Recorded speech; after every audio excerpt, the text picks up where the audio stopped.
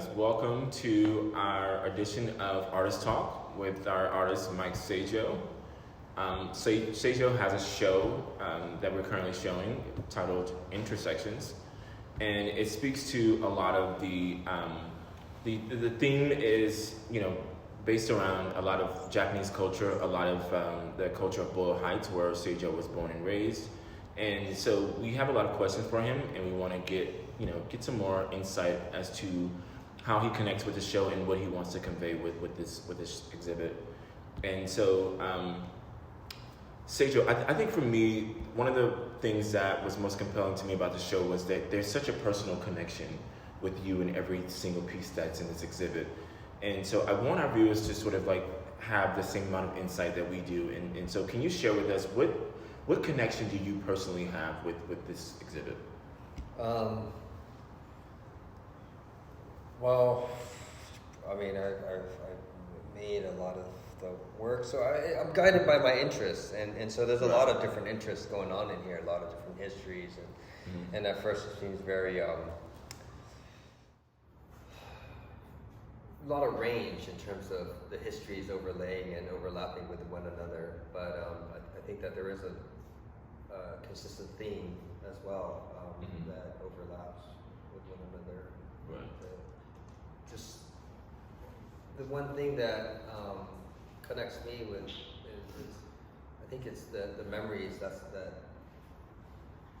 is the original concept, and then from there I create the work to construct this memory, reconstruct this memory, and that's what kind of connects these pieces together.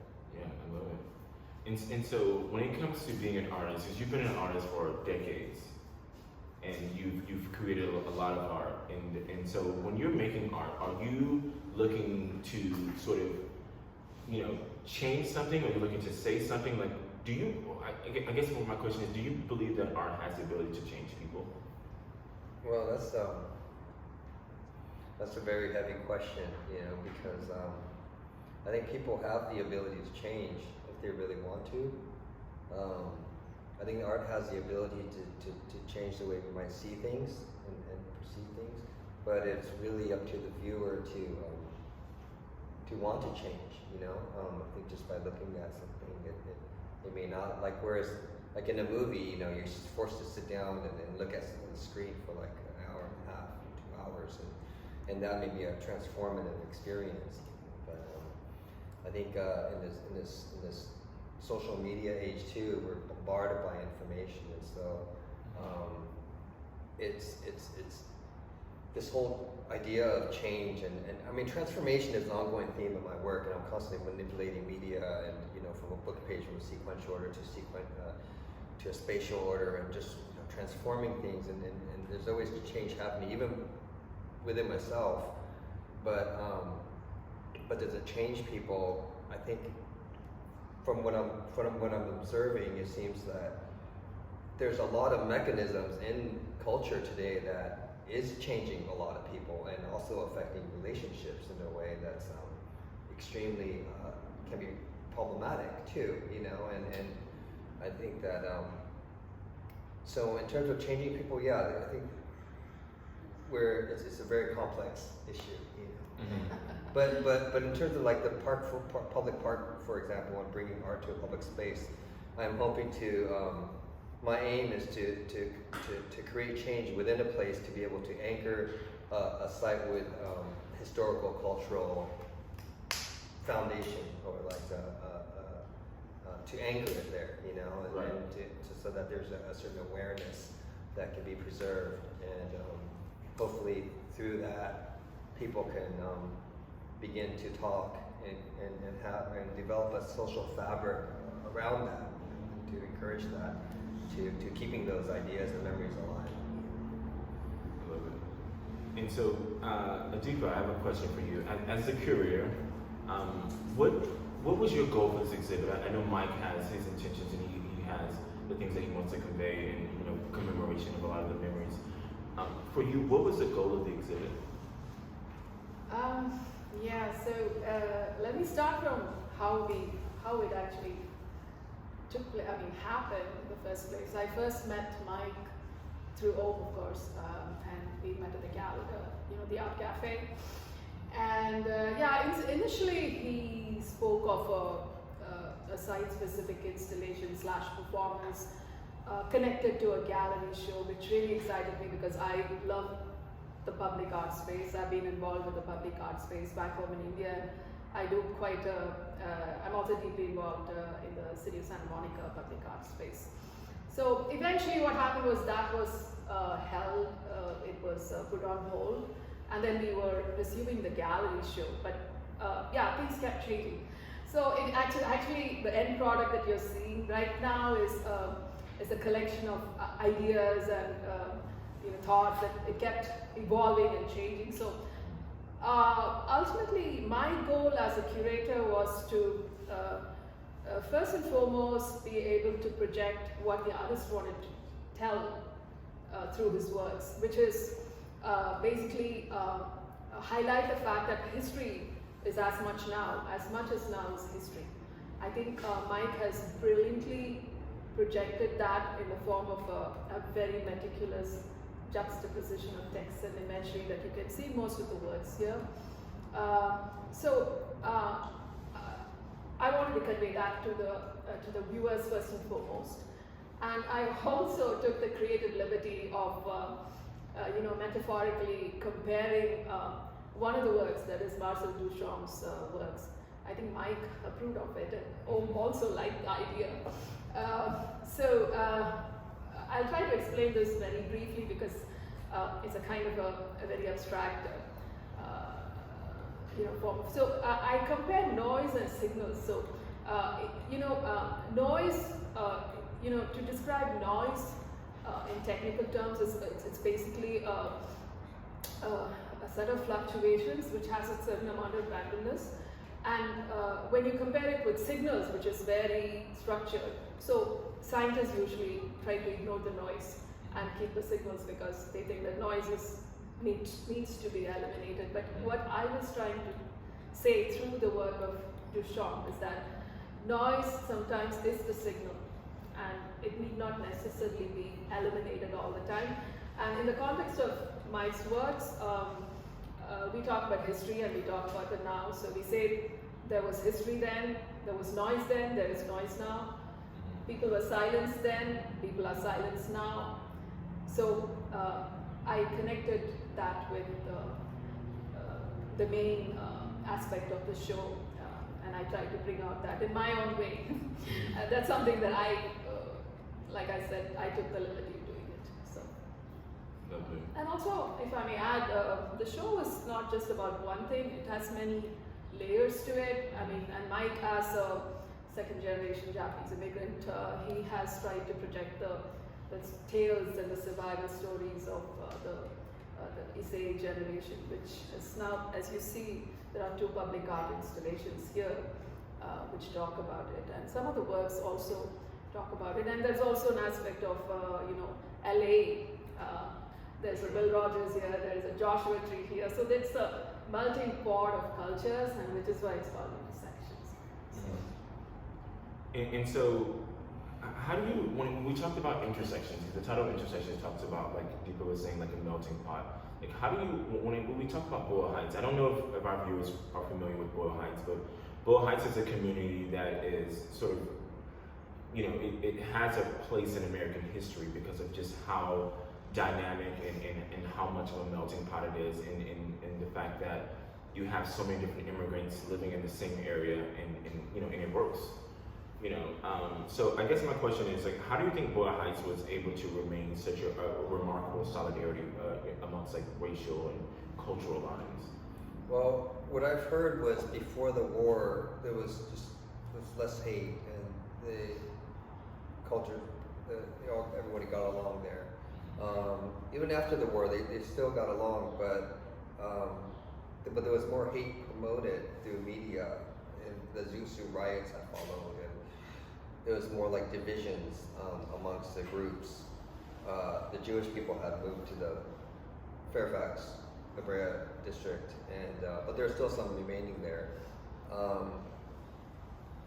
There wasn't a whole lot of racial tension within, but then I think yeah, with the military coming in, and while the Japanese were in the camps, and when they came back, they had to rebuild the community again, and I think they had successfully, worked, really helped each other out, and like the Japanese churches had rented it out so that the black community could use the church and the facilities, and after they came back, they returned it back to the Japanese families. The Japanese family needed a place to live. They moved over there. There's like 90 families moved into this church, and so it all kind of worked out.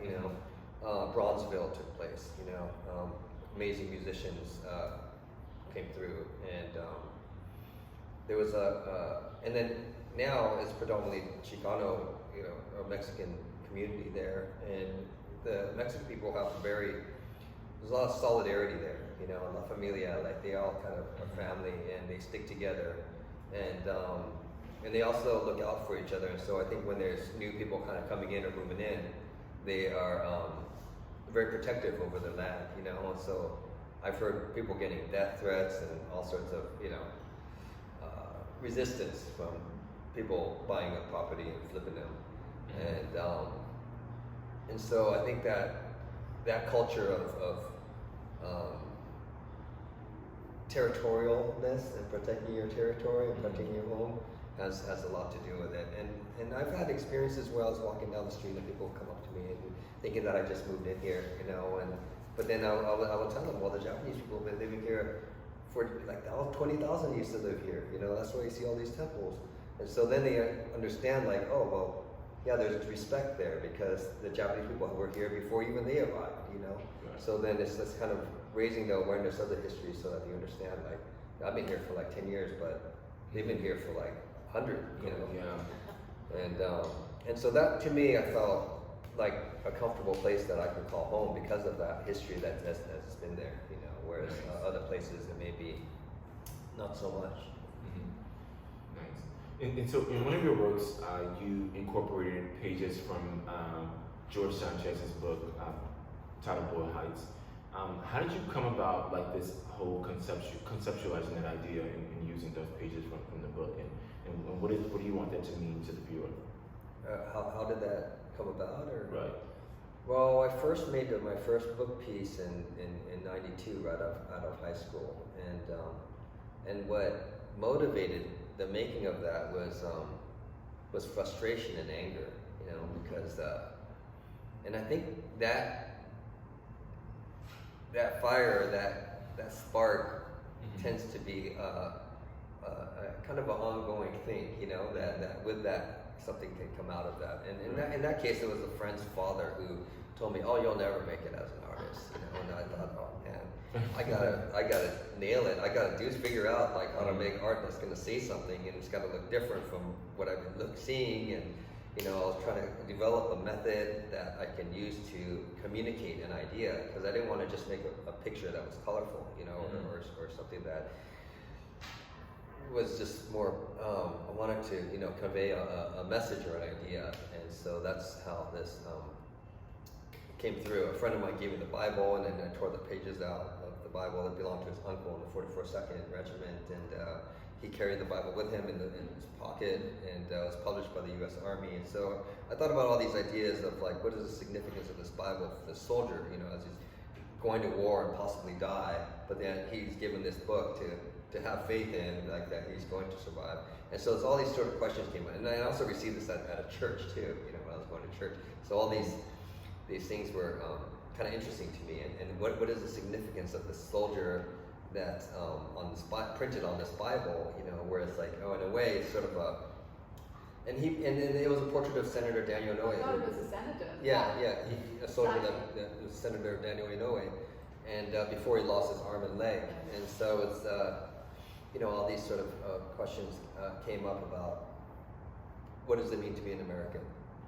Sacrificing your life and going through this journey and life, birth, death, resurrection, concept, and juxtaposing that together with the image and putting that onto the piece. And that was the first one that I made. And since then, I had friends that encouraged me to continue developing this language further. And so that's when I started to expand on other types of books and histories and Nice.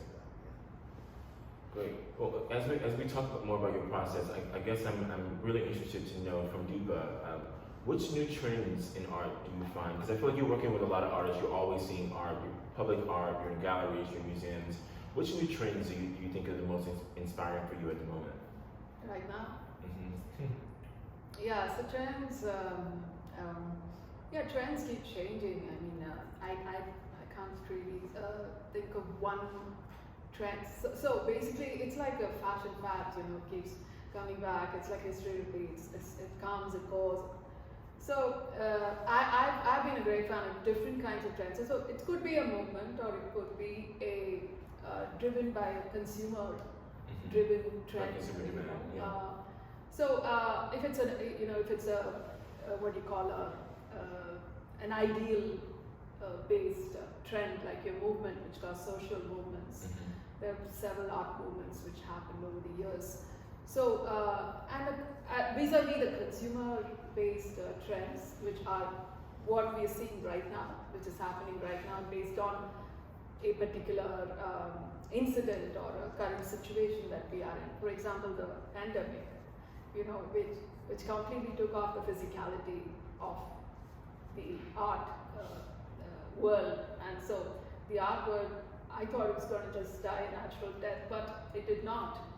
So these new trends like your crypto art. I don't know much about it, honestly. I'm still figuring it out. I think we all are. Yeah, it's inspiring, and it's very it's overwhelmingly, I'm reading about it. I'm trying to get into it, but yeah, I think it's just taken this whole concept to another level altogether, and the way people are getting into it in great fervor these days. Yeah, I would say that's a trend that's currently in my mind as we speak, but yeah, I'm sure it will change as we go along. Yeah. I have a question for her. Do you think that art is becoming more accessible to the mainstream because of technology and social media and some of the information that's available? I would think so, yes, because right now we are living in a tech world, and technology is a part of our life. We cannot take it away from us. And in fact, the younger generation was born with technology, and they don't know a world without technology. So it is the future, actually. Right. So it plays a very integral role in art. And what is your question? Well, now we have YouTube where kids can learn how to make art. It has a big influence. Yes, it is. Social media. You have the tech-related arts, which are the new age art, which are gaining more popularity. So I think it does have a big impact on the current art scene. And how would you say specifically? How does it influence the curatorship task?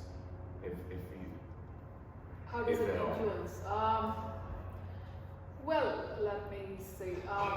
Because we have like all of these sort of like we have so many, like you have social media channels. You now have you can literally send out like a message in like real time, or send out a video in real time. Like, how does that in any way affect the way that you would curate a show? Are you sort of like making room for that, or is that not a part of the task? Of course, yeah. I mean, as a curator, as an old world traditional, I come from the traditional school. I belong to another generation altogether. Yeah. I feel like I do too, which I'm not old enough. So my prime task was to bring, present art to the viewer in a way that they can interpret it, and the way it was intended by the artist. So if I could do that job at least 50%, then I would consider my job done. That's a job of a curator, as a curator. But today, I think we're extending we're pushing the envelope, and technology is definitely here. It's definitely part of the. So, for example, even the Boyle Heights map that the installation that you have here, it's a vision. It's Mike Saijo's vision. It can be brought to life only through technology. Not necessarily, but with technology, you enhance the viewers' experiences. And so I think when I'm curating, in fact, even this show, we could have used some amount of technology to create that, but we did not. We chose to use a prototype and leave it at that. But if it was an engaging, interactive installation, this show would have been something else. But I think it was not intended. So because it was only meant to be a public art proposal, which is still at a stage of a as a prototype. So I think that's as a curator, I think it's imperative that we use the current trends and technology and everything that goes with it. Yes. Well, I think the curator has a really important role right now in culture because we're so exposed to so much information. Somebody has to sift through all of that. And somebody needs to frame all that. Absolutely. And pick and choose what is going to be in this. A filter. A filter, an editor. And in a way, the public art park proposal, I kind of saw myself as a curator by looking for artists that I felt would be good to collaborate with and include into the project. And so it's really, kind of thinking about it in those terms. And it's not so much about me, but it's about how I could best communicate this and reflect the values and the interests of the community. And speaking about the public art proposal, I want to say, I've said this many times today, but congratulations on your recent public art commission. I wanted you to tell us a little bit about how that came about and what can we expect to see from that. Sure. This project is expected to be completed by September of this year. Okay. And it's a resource of historical information of the community located centralized on the park site, which is not far from Soto and Brooklyn, Cesar Chavez historic kind of district there. And it's also right behind my studio. And so I plan on documenting the process, and hopefully there'll be more to come. And I plan on going to other cities. And documenting how, like doing like a documentary film, or? Yeah, I'm going to be documenting the process of how it's made and who's involved, capturing all these oral histories and connecting it, and all the process of making the tiles, because we're doing an archaic process of how they used to make tiles like hundreds of years ago. Oh wow! Okay. And so I deliberately was like looking for. I didn't want to go with a CNC machine cutting the metal and just doing what we see everywhere right now. It's like a trendy thing that. And I think other artists had proposed that to do some CNC cutout thing. And but for me, like if we're going to be doing work about the indigenous and like the history and the going 1,000 years ago, then we need to use the material and the process to express that, and to put it in a park now. And in this time, I thought was really kind of important to bring that terracotta and put that on the inside and kind of stamp it. And I feel like having a public art commission, you're really putting yourself out there. There's going to be so many people viewing it, and so I guess it comes to my next question is, what's the most unexpected reaction you've had to your work, and how did it make you feel? Well, the one most unexpected response that I got was when I was in Japan 3-4 years ago. And I was making portraits of different people that I've been meeting. And one person that I met was this transgender person who was switching from a male to female. And I thought I'd be inclusive and include them. In the transitional phase? Or have they already? I think they've already tried to transition to the woman. So she was identifying as a woman. Okay. And so I did my best to draw that person, how I saw them according to their photo, and I created the installation with everybody's portrait, and it was like a thing that turns, like a wheel that turns, and it's transparent. There's like a light, so it casted the shadows of the drawings on the walls, and so I thought he'd be happy that he's included in the show. So I took a photograph of him. I sent him. He goes, "Guess what? I did a portrait of you," and he was so. I mean, she was so upset because she said she looked like a man, or she didn't look like her, but that's what she looked like. And so, and she was like, "Take the piece down. Like, don't put it in the show." And I was like, "No, wait. Are you sure? Like, I didn't mean it to look like just how you look, you know." But she was really offended by that, and I was kind of saddened by that too, that I couldn't include. I can imagine. So did you bring it down? I did, yeah, I did take it down, but I'm very, try to be careful when it comes to these things, because I've had other incidents with transgender people that I try to be sensitive, but I've had some pretty traumatic experiences. And I understand they must have had traumatic experiences themselves, but I personally don't want to be affected by their traumas. Right. So I guess, and that's understandable. She has a right to, whatever she. Sure, yeah, of course, yeah. And if she doesn't like it, that's fine. But it was the first time I had a negative response to something that I thought was a kind gesture. Yeah. So on the flip side, do you feel like you want your viewers to sort of you want them to interpret a certain message from your work, or are you sort of like okay with them sort of like being offended, or being sort of like are you willing to push those boundaries, or how do you ideally want someone to interpret your work? Well, that's a tricky question, because you can't control it if they're going to be offended or not. Right. But I think there are certain things that need to be addressed, that can be addressed, that may offend certain people, and because we're asking certain questions, like why is this person being offended by this? And that conversation is important. I think, instead of just censoring and just putting it away or canceling this book because it has some reference to an image that is considered offensive, like just by erasing it doesn't help at all. So I think that's same as noise is a form of perception, often silenced. Yeah, especially now when there's such a huge effort to silence certain people, and certain writings in history. That's, I think, is critical to shed light on it. Especially all these books that's been canceled. It's absurd. Right. Yeah.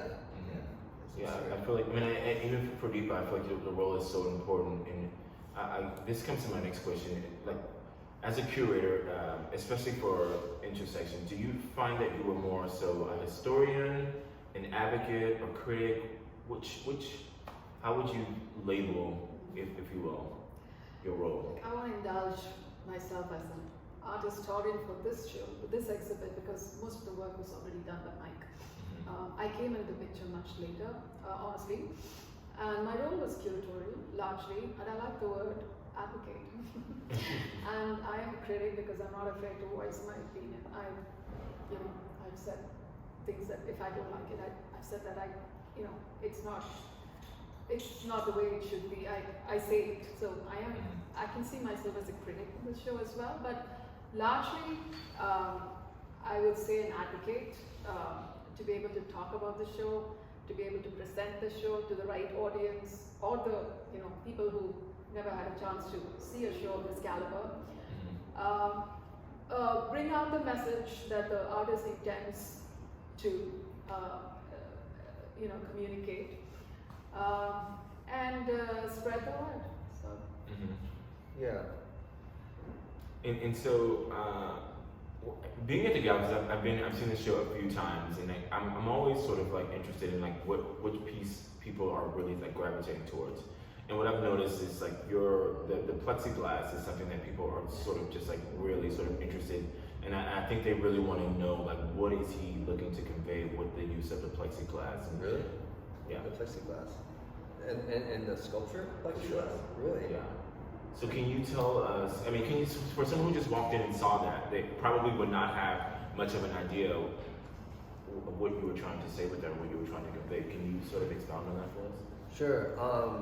I've always liked plexiglass display boxes, and this is something that I've had for some time and wanted to use and incorporate, and something that's like it's ready-made, that's so everyday and banal, and putting it inside this plexiglass, and now all of a sudden it's something else, you know? It's removed from this world into this hermetically sealed safety space that has like a mirror on the back, and transforming the work in that sense is kind of interesting to me. Nice. Yeah, it kind of becomes new now. You know? Yeah. Nice.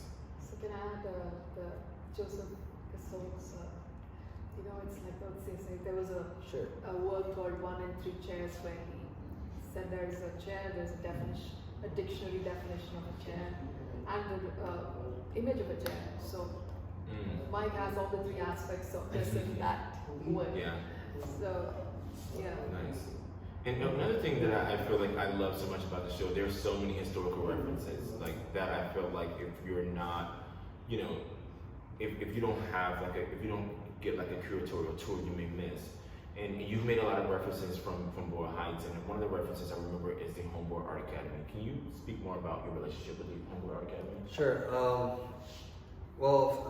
Fabian Deborah, who's the founder of Homeboy Art Academy, I met him before at Homeboy Industries. He gave me a show there, and he was like the art director of the gallery there. And he was telling me, I'm going to create a Homeboy Art Academy one day. We're going to do it. I'm going to do it. And, let's work together and collaborate. So I was like, okay, cool. And sure enough, he got a space and he was able to make that happen, get an art school going. And so I revisited him and told him, I'm going to put this proposal together. You want to work with me on this? And he was too busy running his school, but he did introduce me to the other 2 Mexican artists, Juan and Jose, and who's participating in the park.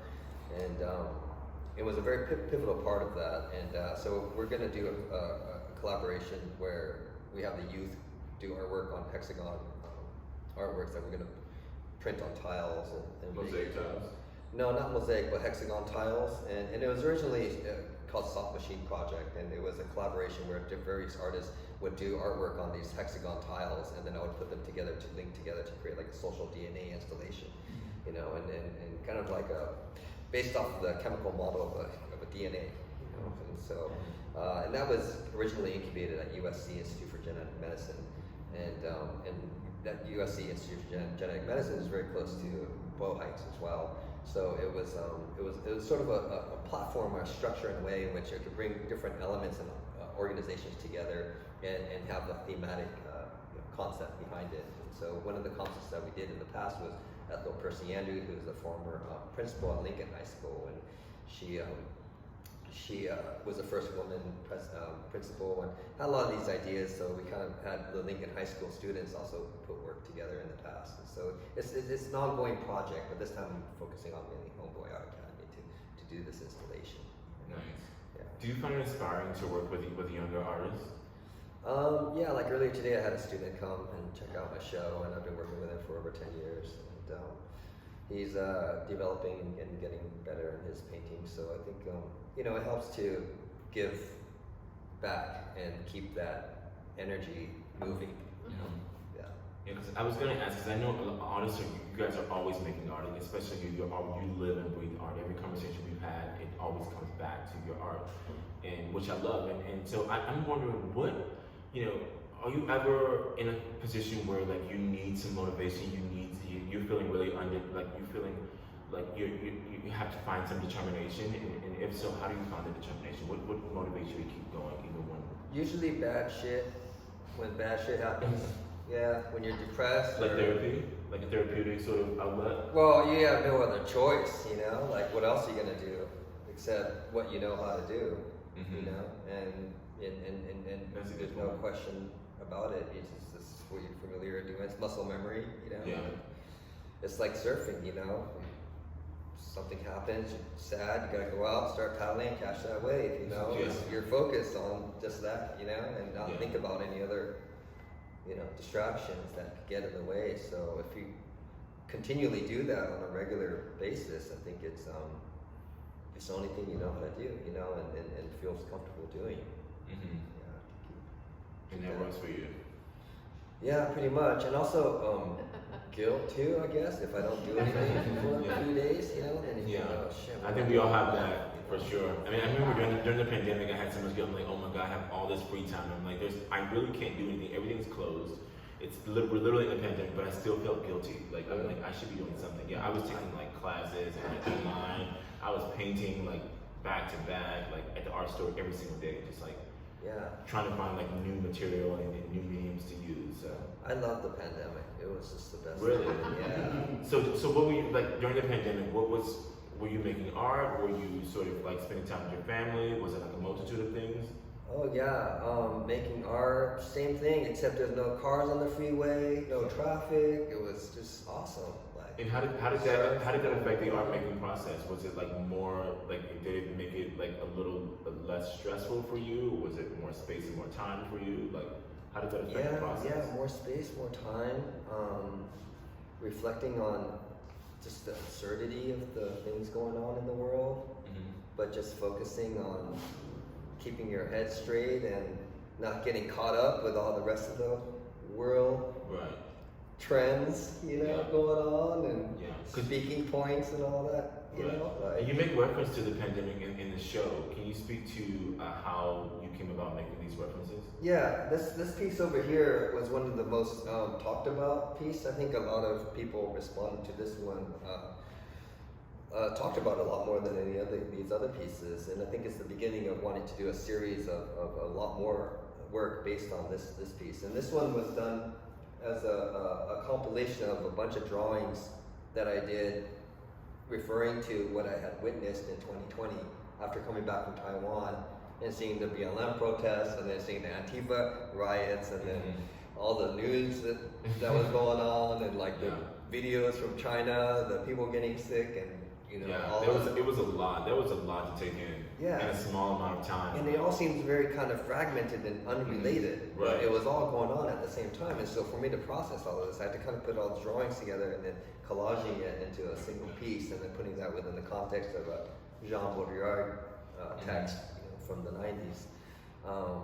Then I was able to kind of peel the layers back and look at some of these ideas that may have informed and sparked the events that are taking place now.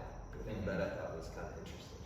Nice. Especially with the role of the media and creating this sort of consensus. You know? Yeah, for sure.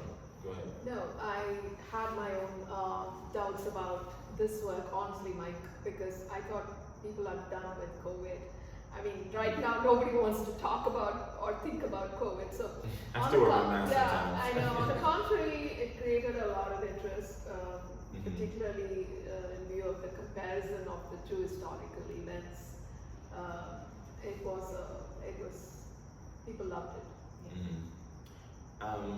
That's really interesting. Because I want to talk about like your role as a curator a little bit more, because I feel like oftentimes people are not exactly sure what the role of a curator is. So can you tell us a little bit about what led you to the role of becoming a curator? I have to go back to 2009. That's when I started the gallery. So I didn't straight away start curating my shows because I was busy with the business and the strategy part, and then I engaged with independent curators who did the job for me. But how it all happened was I love my artists. I would virtually spend a lot of time talking to them, you know, go to their studios, spend the entire day with them, and I would just tell them, I'm a fly on the wall, you just do your thing, I'm just going to hover around you. But, you know, I loved it. I learned a lot, you know, and then I moved on to the technicalities, the compositions, the colors. And so I gained a lot of knowledge from the artists about the various nuances of creating art. And that's how I really got interested in curating. And one of the first shows that I ever curated was in 2010. I put together an art show about 22 Indian contemporary masters from the early 1960s. You know, a few of them were no more, but I personally went to all their homes, spent time with their families, talked to them, collected the works. And the show was about the fact that there was virtually nothing in the 60s to support these artists. There were no galleries, there was no social media. Forget all this, they had no money. None of these artists had any money, no earning.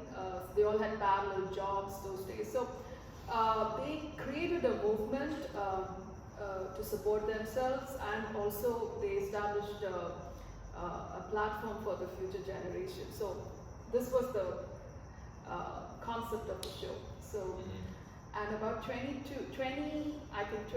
artists showed up at the gallery, and it was high energy. And that was the first show I ever did. And then, of course, there was no looking back. I never engaged an outside curator. I curated all my shows. I've done about 50 plus significant shows in the last 12 years.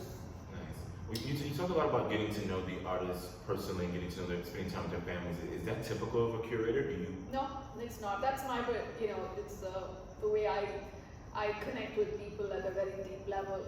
And so I thought, that's one way to get to know the artist, to find out what he is, why does he do what he does, what is his past, what is his future, what does he want. I mean, I'm interested in knowing all of this about the artist, and so that, I find it very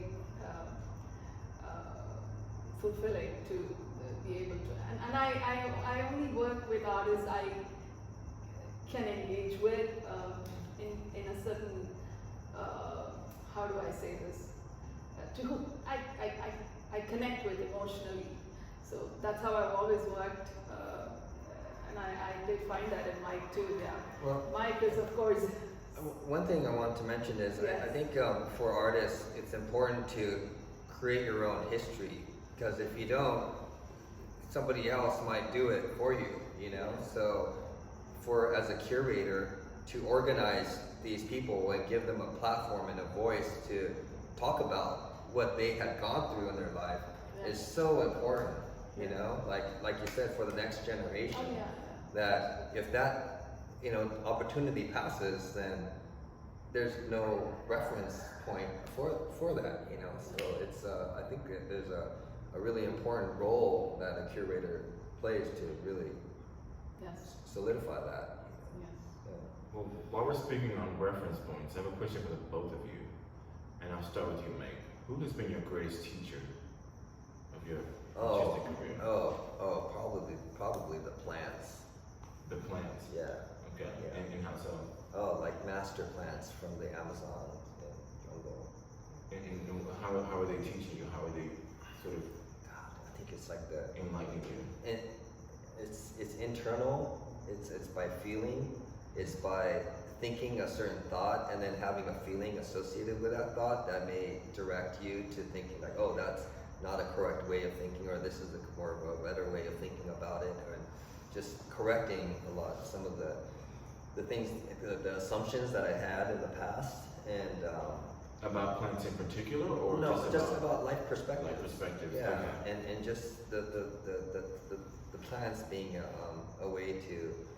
They're the master plants that I've worked with in the jungle. One of them is called Noya Rayo, and it's pretty rare master plant. It's considered sacred, and but that I feel like has taught me a lot, and it has opened up like my life in a lot of ways. Perspective. Yeah, sure. Perspective, and the biggest challenges that I've had were within myself. Like I was my biggest adversary from moving forward.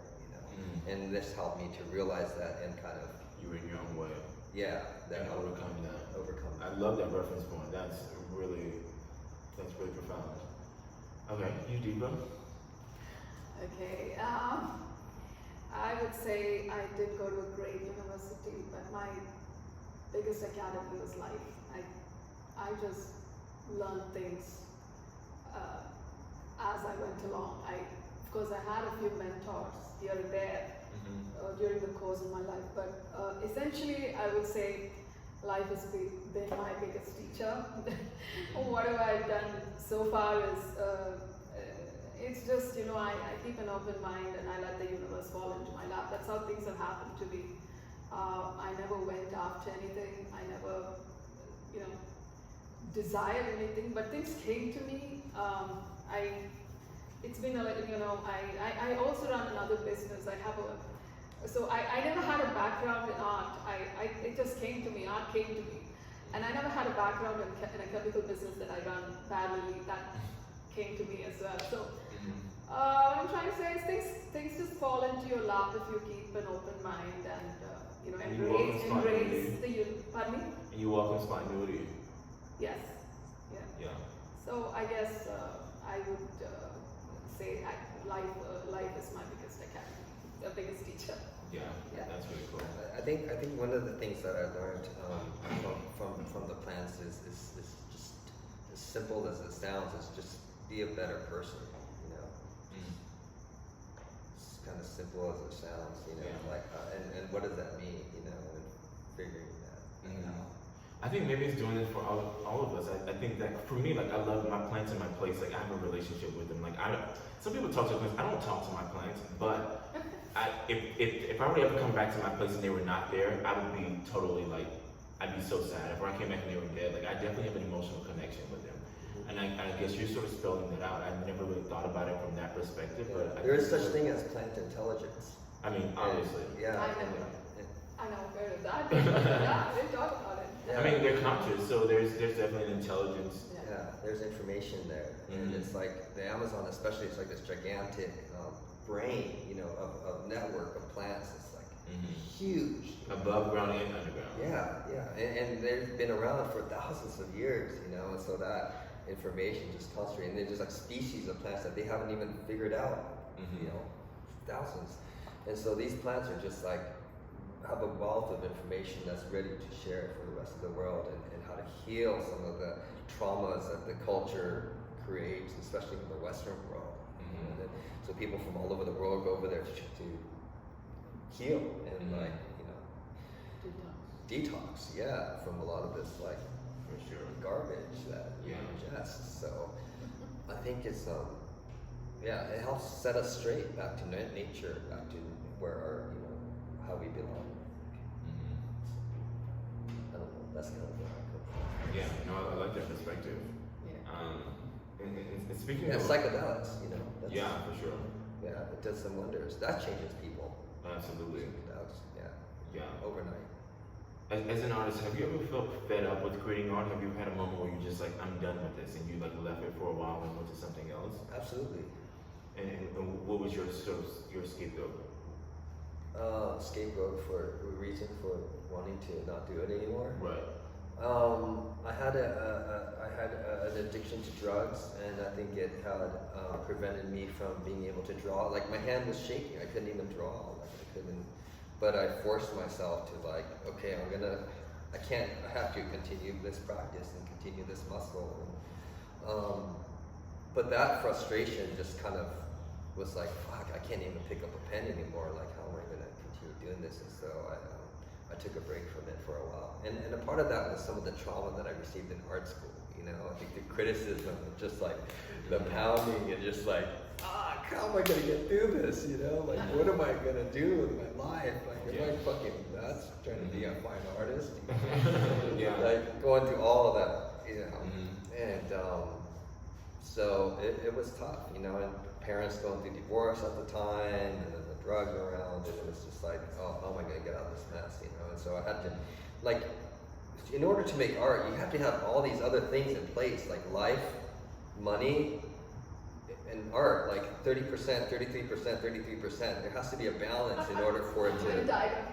Yeah, a diagram. Yeah, the energy has to be distributed equally in order for it to sustain each other. You can't make art if you don't have any money. You can't have life without both of these things, It's all these things have to be, and to be able to balance that within your life is a very difficult task to achieve, And so, sometimes you gotta take a break, and sometimes you gotta get your life in order and have the income coming in so you have a stable place to stay and stable art workplace and be able to afford your materials and get all these things lined up. And so, without that, it's hard to practice. You speak about having this like sort of like being overwhelmed by the critique you received in art school. Like, so as an artist, how much do you think critics actually matter at this point in your career? Critics, like art critics, someone comes in and they say something about your work that you may not agree with. Does that really affect the next thing that you do? Is it something that you consider? Like, how does that make you feel, or is it even a reference point for you at all? No, I would love to hear anybody's opinion about my work, whether it's positive or negative. Any kind of critics, I'm open to criticism. I would love to hear any kind of. People to even look at it and have something to say. It's like, Yeah. It means it's working. It's a success. It's only that. Yeah. And so in the show, you also speak about a lot of like immigrant cultures in Boyle Heights. Is there something specific that you feel like the viewers should know about that we probably are not aware of? Well, right now it's predominantly Mexican community, and there's new apartment buildings coming up right across the street where there's probably middle income, and it's mainly a lot of Caucasian people moving in. A lot of mixed races coming in, but they may not be aware of the diverse history of the place, and so that's what the park is for, is to learn about that and know where they are, so they can continue to keep that respect alive, mutual respect amongst other cultures. Right. You express profound concern regarding the how do you say it, Issei community. What's your relationship to that community? Well, my mother's Issei, my father's Issei. They're Japanese. They're from Japan. They don't broken English. They have my mother, for example, and my father. They come from farming background, and my mother came to the United States in the 70s. My father came in the 60s. So their mentality is old school Japanese from the 60s and the 70s. And once they come over here, they're carrying that with them, And so like Japan has evolved and modernized like significantly, but these guys are still thinking back then that old school way. So when I was brought up under those conditions, of like hard, strict principles and like expectations, and it's another life, It's hard. It's a hard life. Like we're supposed to get straight A's, and I was getting straight D's. So D's. Oh my God. Yeah, I was getting my ass whooped.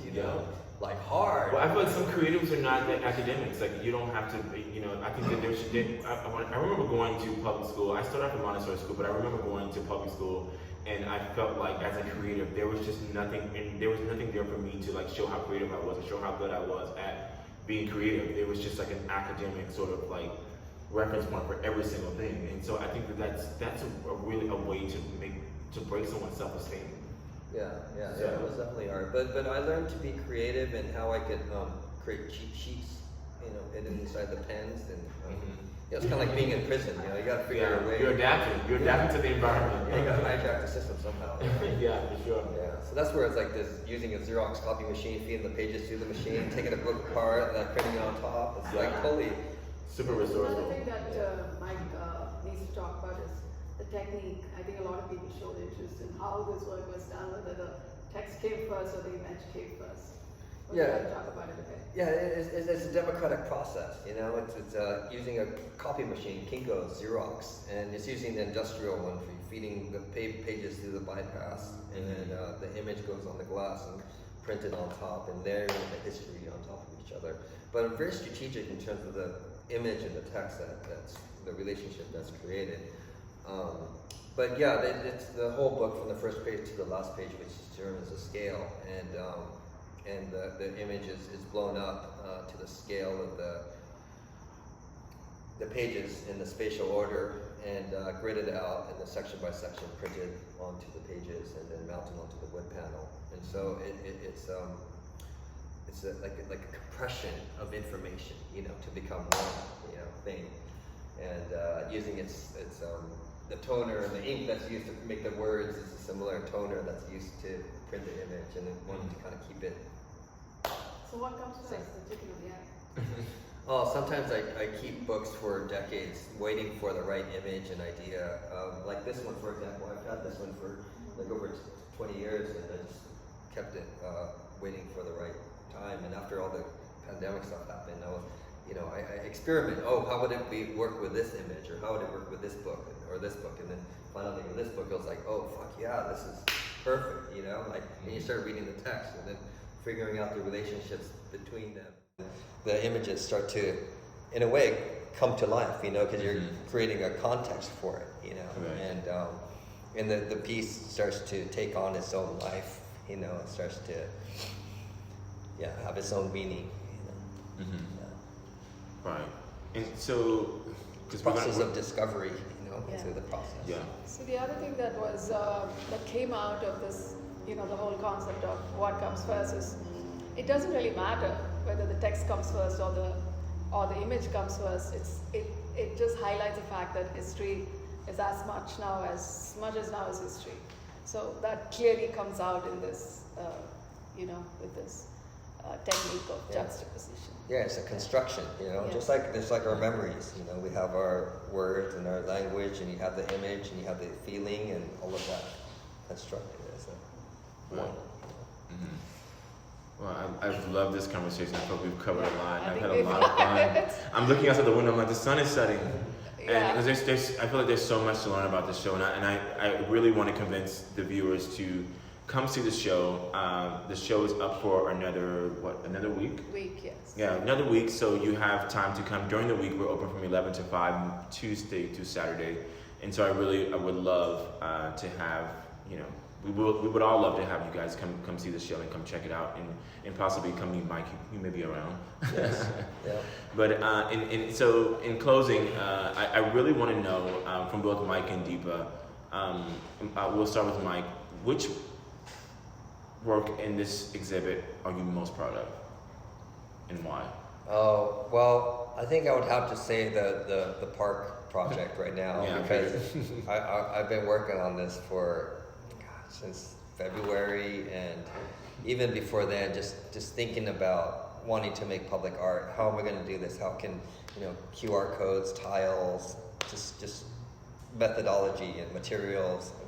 For decades I've been thinking about wanting to get it out into the public sphere, but just not knowing how, because I didn't know anybody that was doing it, and there's a lot of information that had to, but then this is a perfect opportunity where I had a mentor kind of assigned to me and was able to do that. So I had to work on the areas that I'm not so good at, like writing and presentation and things like that, but I had a good team of people that I've consulted with and worked with that helped me carry it through, and so I think it really, I'm very grateful to be able to build those relationships in order to make this possible, because it really wouldn't have been possible if I tried to do it on my own. So. Absolutely, and congratulations again. And you, Deepa, in particular, do you have I would naturally say Marcel Duchamp, because I took the creative liberty of using the image to convey a parallel message, and I created another angle to the story, which I think the artist liked. So I think that would be my favorite work of the show. Lovely. Yeah. And I want you to say your last name, because I'm always confused at how to pronounce your last name. I want you to say it for the viewers. For the viewers, it's a very common Indian name, and a lot of people know it because there is a famous musician by the same name. It's Subramanian. Subramanian. Yeah, it could end with an N or an M, and depends on where the person is from. So from the south, I think it's usually an N.